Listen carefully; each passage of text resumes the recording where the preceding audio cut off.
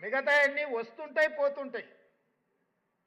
ZPTC వచ్చింది, అది పోయి ఎమ్మెల్సీ వచ్చింది, అది పోయి ఎమ్మెల్యే వచ్చింది, అది పోయి ఎంపీ వచ్చింది, అది పోయి ఈరోజు ముఖ్యమంత్రి వచ్చింది.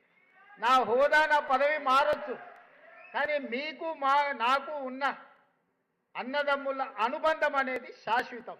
అందుకే మీరు రేవంత్ అన్నాని ఏ ఉద్యోగం పిలిచినా, నేను ముఖ్యమంత్రి అయిన కొత్తలో మా అధికారులు కొంతమంది మీ ప్రతినిధులు వచ్చి రేవంత్ అన్నాని మాట్లాడుతుంటే, సార్ వాళ్ళకి మనం సార్ అని పిలవమని చెప్పాలి అన్నారు. అంటే నేను చెప్పిన అట్లా చెప్తే నీ ఉద్యోగం పోతుంది మొదల అని.